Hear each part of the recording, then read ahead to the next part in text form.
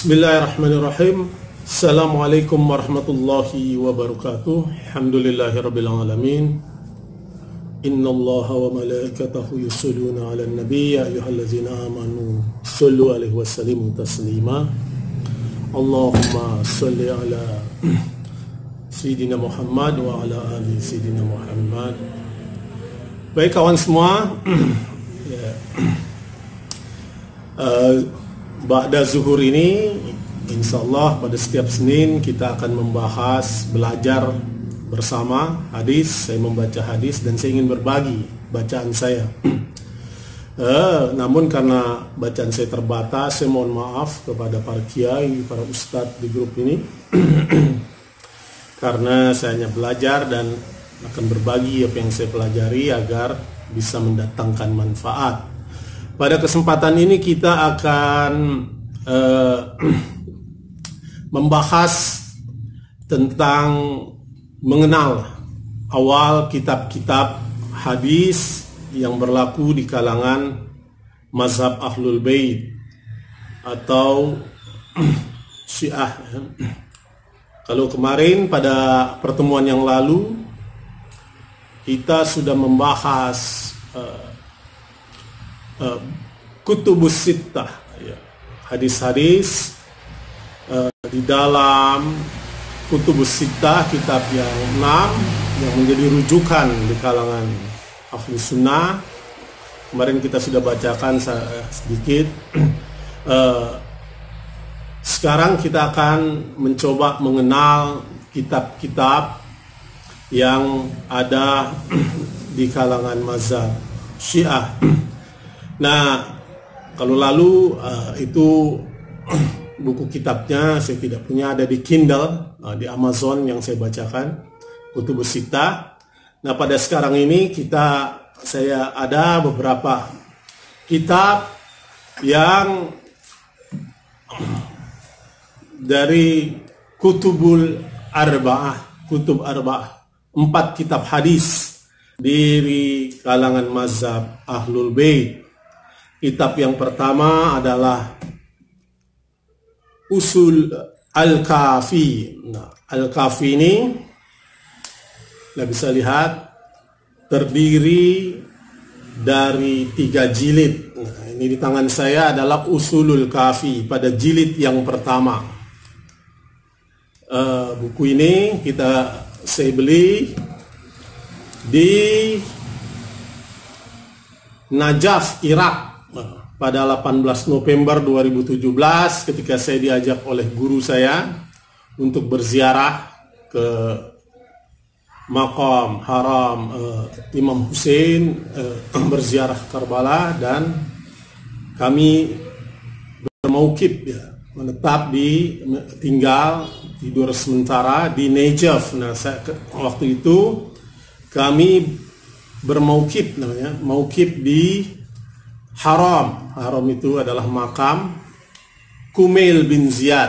Anda tentu mengenal Kumail bin Ziyad, adalah sahabat Imam Ali bin Abi Thalib yang setia, yang diberikan doa dan doanya diabadikan dengan namanya yang kita kenal, Kumail bin Ziyad.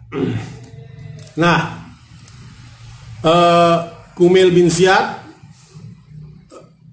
kita tahu pada akhirnya itu syahid atau wafat, disembelih oleh penguasa pada masa itu.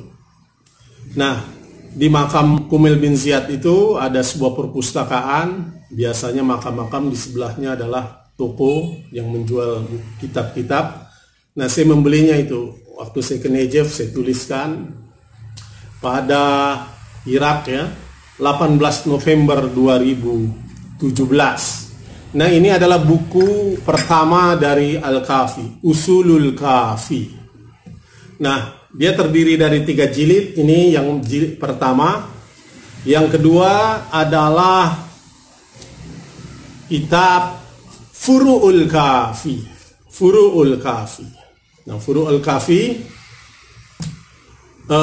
ini juga saya memperoleh dari senior saya yang berziarah makam Imam Ali, ziarah Karbala kepada Imam Hussein. Beliau pulangnya membawa kitab sebagai hadiah, Furqan Bukhari. Ya, beliau senior saya dulu di HMI, mantan ketua PPI Jabi. Beliau menghadiahkan kitab-kitab yang komplit ya. Ini hadiahnya dari beliau. Ada Usul Kafi, ada Furu'ul Kafi. Cuma itu semoga dalam pembahasan kitab ini saya belajar kitab ini. Kalau ditanya apakah kitab ini sudah saya baca semua, belum.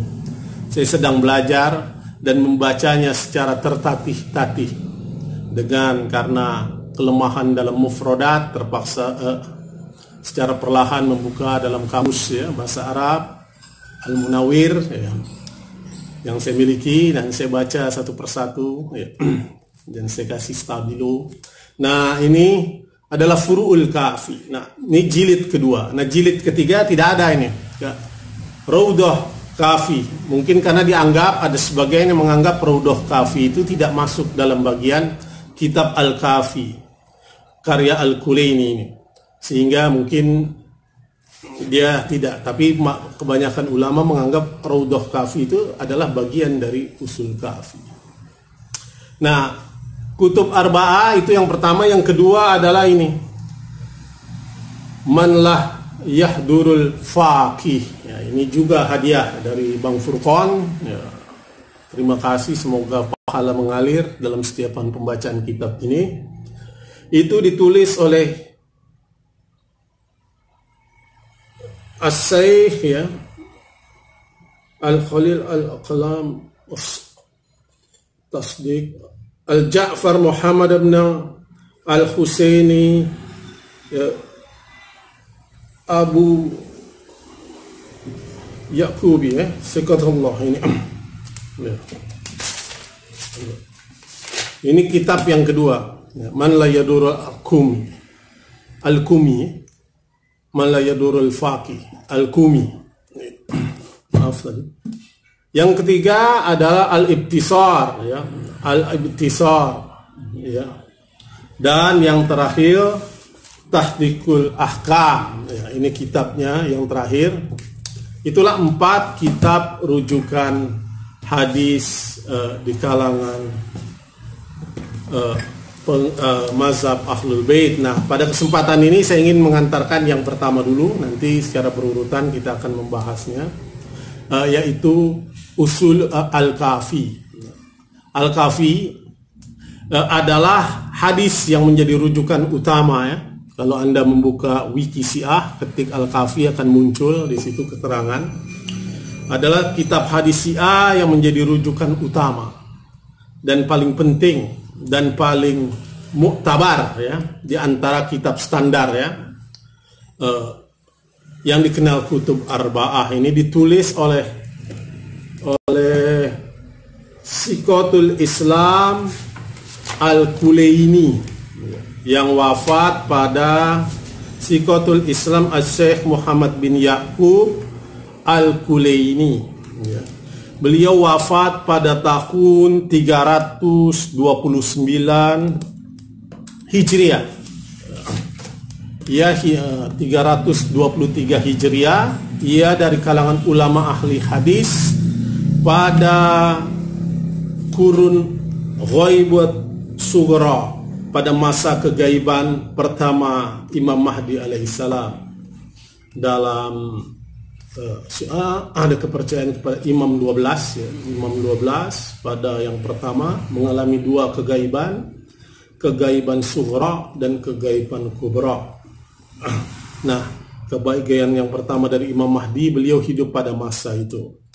Nah, kitab ini merupakan rujukan utama dari kalangan ulama dan cendekian muslim ya.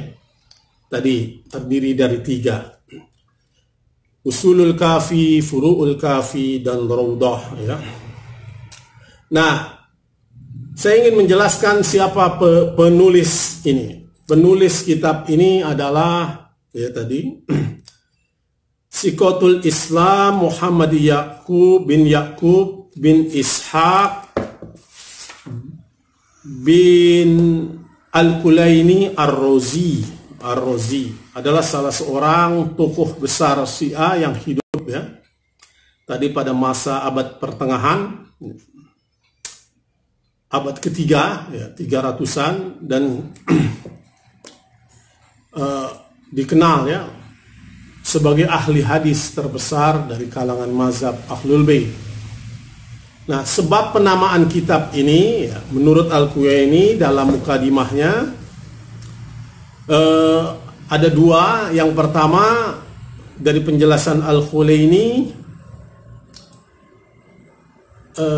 ketika dia menulis pada kitab Tohara, kitab ini sudah mencukupi, kafi artinya cukup, mencukupi untuk semua cabang ilmu agama. Jadi kitab ini adalah kafi, cukup untuk semua cabang ilmu agama. Itu yang pertama. Penamaan kitab ini mengapa dinamakan kafi? Karena kitab ini dianggap cukup, mencukupi untuk semua cabang ilmu agama. Nah, yang kedua, sebagian menyebut perkataan yang dinisbahkan kepada Imam Zaman sallallahu alaihi yang mengatakan kitab ini cukup kafi bagi Syiah kami, bagi Syiah kami. Nah, itulah alasan yang kedua. Kitab ini banyak mendapat apresiasi dari kalangan ulama mazhab Ahlul Bait. Misalnya saya sebutkan beberapa. Syekh Mufid berkata kitab ini adalah kitab terbaik Syiah yang memiliki fadilah yang sangat besar. Syekh Mufid. Yang kedua, Syekh Syahid ya memperkenalkan bahwa kitab ini tidak memiliki tandingan ya, dalam bidang hadis di sisi mazhab Imamiyah. Lalu Muhammad Taqi Majlisi menulis kitab Al-Kafi dari semua kitab usul adalah yang terlengkap dan terbaik yang disusun firqah Najiyah Imamiyah. Nah, itu. Nah, terakhir Ayatullah Khu'i, seorang marja taklid di Irak, almarhum ridwanullah taala, menulis dari ucapan gurunya Ayatullah Muhammad Hussein Naini bahwa kitab Al-Kafi tidak tertandingi dari sisi sanad, riwayat, dan keprofesionalan dalam penulisannya. Nah, itulah pandangan beberapa ulama tentang kitab Al-Kafi ini. Nah, tujuan penulisan kitab Al-Kafi sebagaimana yang dijelaskan sendiri dalam mukadimah kitab ini, Al-Kulaini menyebut bahwa kitab ini disusun berdasarkan permintaan seseorang ya. Seseorang.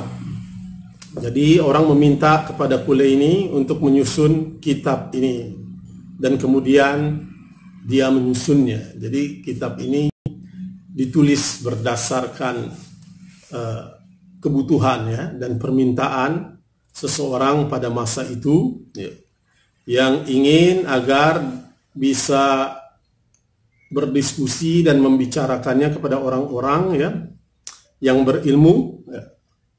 Nah, maka disusunlah kitab ini, dan kitab ini diberi nama Kafi karena kitab ini dianggap cukup untuk semua cabang ilmu agama dan layak diajarkan, dijadikan acuan ya, untuk berdalil bagi mereka yang menginginkan petunjuk, kata Al-Kulaini.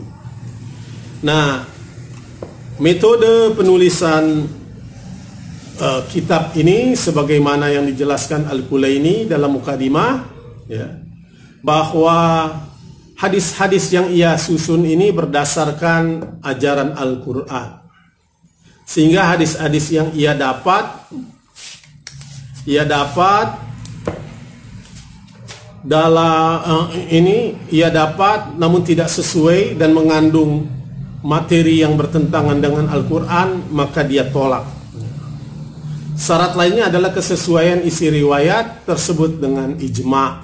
Jika ia menemukan dua hadis yang satu dengan yang lain bertentangan, maka ia memilih hadis yang menurutnya lebih dekat dengan derajat kesahihan.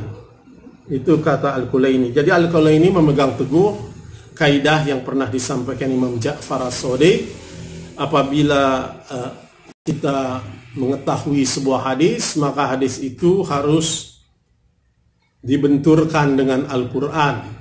Maka apabila hadis itu bertentangan dengan Al-Quran, maka tolaklah dia, dari Imam Ja'far As-Shadiq.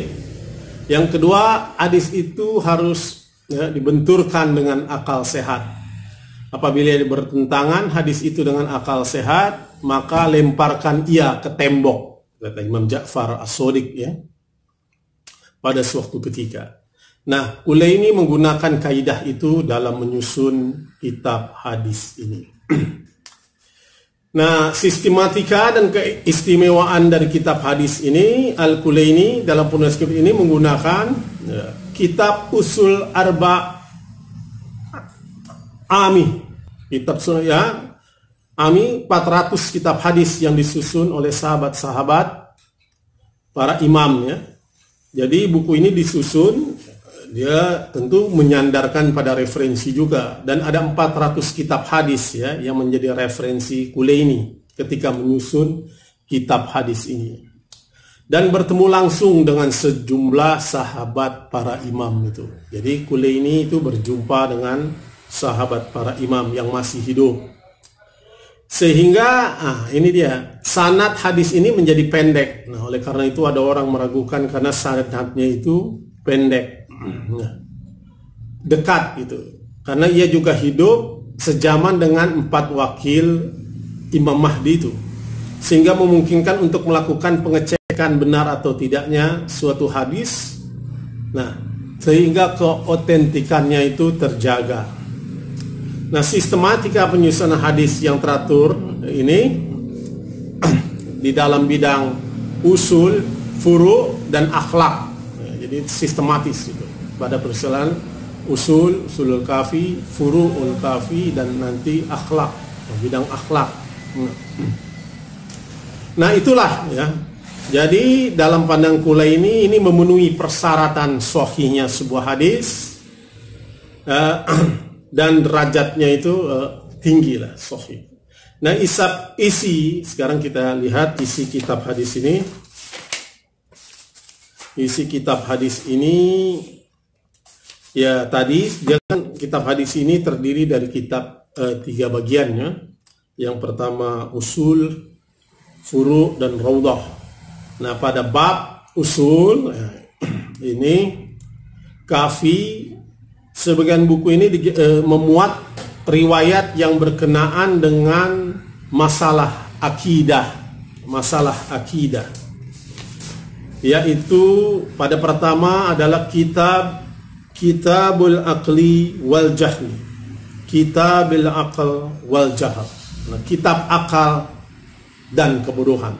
Nah, ini yang menarik, bahwa kitab Usul Kafi ini dimulai, biasanya kitab-kitab yang lain itu memulainya dari fikih, misalnya di Bukhari bahkan dimulai dengan wahyu, terus fikih, Muslim juga begitu, dan mayoritas fikih.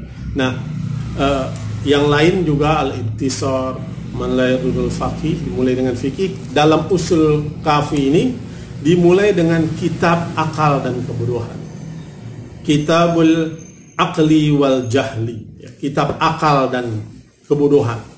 Nah, ini menarik, mengapa tentang akal dan kebodohan itu diletakkan pada pembahasan pertama. Nah, dalam Usul Kafi ini ada 8 kitab ya, 8 topik ya.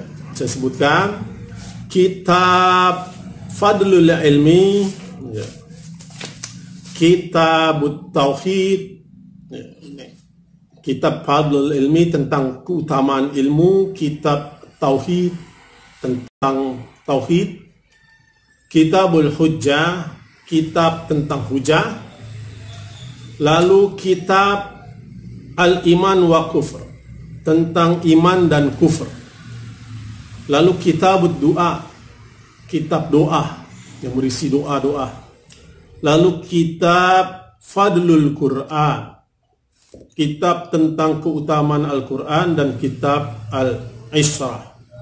Nah, itu kandungan di dalam Usul Kafi. Jadi dia terdiri dari 8 kitab, maksudnya 8 topik pembahasan. Lalu dalam Furu'ul Kafi, dalam Furu'ul Kafi itu terdiri dari 26 kitab. Nah, kitab Furu'ul Kafi ini membahas tentang fikih, dimulai dengan kitab Toharoh, Kitabul Toharoh, kitab Toharoh, kitab Toharoh ini, kitab Kafi ini terdiri dari 26 topik, 6 kitab pembahasan, 26 pembahasan.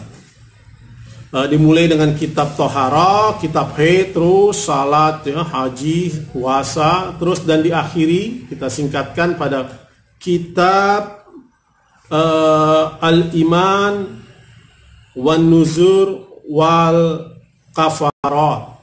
Jadi diakhiri dengan kitab tentang iman, nazar, dan kafarat, ya, kafarat. Nah, itulah kitab Furu'ul Kafi yang lebih banyak membahas pada persoalan fikih. Nah, yang terakhir, nggak ada kitabnya di sini, adalah kitab Raudhah Kafi. Nah, Raudhah Kafi ini meliputi hadis yang menyinggung banyak persoalan, beraneka ragam, ya, pendapat, ya. Misalnya Syekh Tusi menegaskan bahwa ada seorang ulama, Syekh Tusi menegaskan bahwa Raudhah adalah bagian terakhir dari Al-Kafi. Jadi Raudhah tadi diperdebatkan apakah dia bagian dari Usul Kafi atau tidak. Nah, Syekh Tusi menegaskan bahwa Raudhah bagian dari Al-Kafi. Nah, berikut nih kategori hadis yang terdapat di Raudhah Kafi. Anda bisa mengeceknya di WikiCA. Yang pertama tentang takwil dan tafsir pada sebagian ayat Al-Quranul Majid. Nah, jadi Raudhah Kafi berisi tafsir dan takwil, ya. Yang kedua, penjelasan dan pendapatan para imam, karena di dalam mazhab Ahlul Bait perkataan imam itu adalah hadis. Mimpi dan jenis-jenisnya. Nah, ini lalu penyakit dan metode pengobatannya, lalu proses penciptaan alam semesta, ya, dan sebagian dari fenomenanya. Bagian lain yang dari Raudhah Kafi adalah sejarah sebagian dari anbiya, sejarah para nabi. Lalu fadilah Syiah dan kewajiban mereka. Nah, ini sebagai tuntunan perilaku para pengikut mazhab Ahlul Bait. Lalu sebagian persoalan tarikh, ya, tentang sejarah awal dari masa kekhalifaan Imam Ali Amirul Mukminin sallallahu alaihi, itu dijelaskan di dalam Raudhah.